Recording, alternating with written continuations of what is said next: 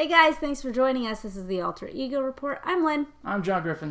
Today we're talking about Death Note, a Netflix original movie based off of Death Note, a Japanese manga. Yes, it's a pretty interesting concept. Essentially, a young kid who's kind of picked on at school has a book fall from the sky that as he reads it, he realizes that you could write someone's name down. And as long as you know the name and the face, you can determine how and when that person dies. And how that is accomplished is by the book is followed by a death shadow god.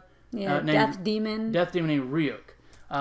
And essentially is what the movie poses is if you had this power to essentially become a god and determine who lives and dies, would you use it for good or would it eventually consume your life? And I'm pretty sure we can all figure out which way that goes. Yeah. Now, there were some interesting parts of Death Note that I enjoyed. One, it's directed by Adam Wingard, I believe, who does a decent job. There's nothing fancy he does in his direction style. It's pretty straightforward, but I found it effective enough. The acting is spotty. The main character, Light Turner, is played by Nat Wolff, and I thought he was okay. He didn't ruin the movie for me with his acting. I just thought he was a little flat. His girlfriend, Mia, was played by Margaret Qualley. Qualley. Her acting was fine. The character itself she bothered me quite a bit. But on the plus side, Lakeith Stanfield Stanfeld as L, kind of a detective who is on the case to find out who this killer is and across the country. I thought he was pretty good. Yeah, he did a good job. This movie also has Shea Whigham, one of the best character actors around, as Light's father. I thought he was great. But Willem Dafoe plays Ryuk, this little death demon that follows the book around, and his face on this demon is like pretty awesome. entertaining. I thought Willem Dafoe was really so good. Creepy. There was a solid half hour of this film, kind of that second night where he wasn't around, and I missed him. Yeah. When he was around, I thought it was the movie was at its best. Okay. I didn't think that the acting was horrible. It didn't.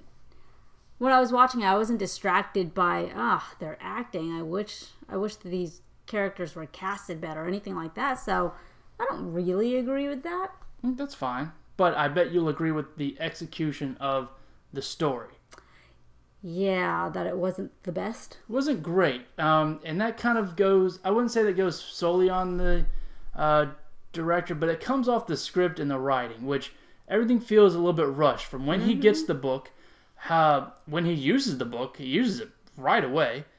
When he tells his new girlfriend about it, who he meets this girl, they introduce her name, and then he's showing her the death book. Yeah, I'm like, dude, you gotta feel that out a little bit more before you start throwing around, hey, look how I kill people to the girl you like. It was a little rushed. And then there's other elements of the story that the detective, he was an orphan and he was raised to be a detective.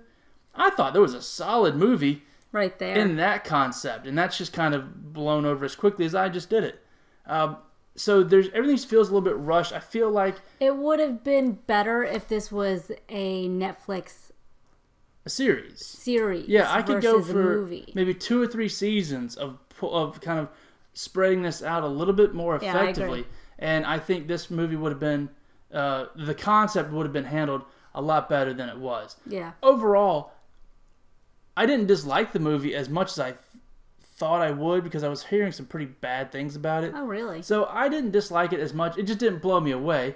I thought it was an enjoyable hour 45 or whatever. I really enjoyed the concept. I thought concept it was is a really cool. Yeah, interesting concept. Yeah. Like, if this book gets dropped into your lap and you can kill anybody, I mean, yeah, go for the rapists, go for the murderers, which he does. The pedophiles and all that. And I like how it showed all the previous names that were in there. Yeah, so and they talked about, how did they kill those people? Were they petty things? They're trying to do good with it, trying to actually eradicate evil in this world, but by killing people. I mean, yeah, violence begets more violence, and it turns out is Oh, one other thing before we wrap this up, the ending of the movie felt a little clean for my liking.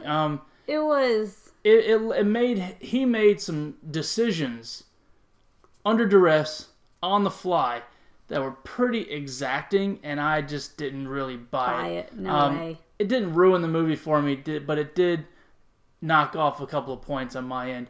I'm going to give Death Note 3 stars. I agree. 3 stars. Because that ending was like, it felt like it was supposed to be this amazing twist somehow. Yeah, it didn't. And it just came off like... It didn't come off like that. Come on, really? Yeah. Well, thanks for watching, guys. If you saw Death Note, let us know what you thought about it in the comment section below. Don't forget to like and subscribe. Take care.